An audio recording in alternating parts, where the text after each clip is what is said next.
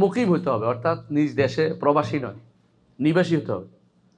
প্রবাসী আর নিবাসী বুঝছেন তো, মানে নিবাস, দেশে থাকে, সফরে না। সফরে না, সফরে যদি থাকে তাহলে তার উপরে এটা শর্ত, তার প্রবাসী হতে হবে, তারপর ফরজ। সুতরাং যে ব্যক্তি মুসাফির হবে তার জন্য অন্য সময় রাখার সুযোগ আছে, তো তার ফরজ তখনই ফরজ নাই। এটা শেষ হয়ে গেছে সংক্ষিপ্ত মাসালা।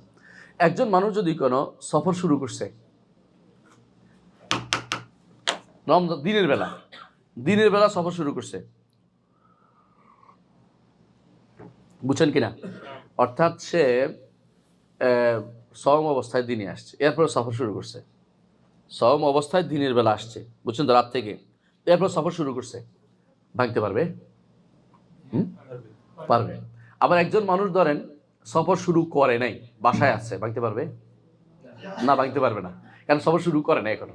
পার্থক্য বুঝছেন তো? আচ্ছা, তো এমনকি একজন মানুষ সফর থেকে আসছে,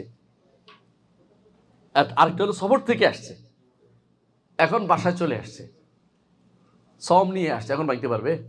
না, ভাঙতে পারবে না, কারণ তো সওম নিয়ে এসে ঢুকে গেছে এর ভিতরে, বুঝছেন তো?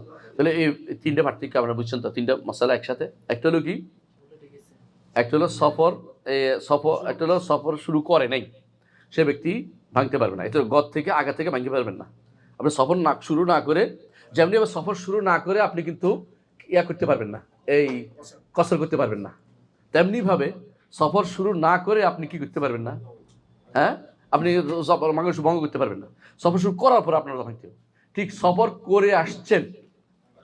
করে আসছেন, এখন আপনি ভাঙতে পারবেন না, ভাঙতে পারবেন না, আপনি এখন চলে আসছেন, নিবাসে চলে আসছেন, আপনি আগের সুযোগটা নেন নাই।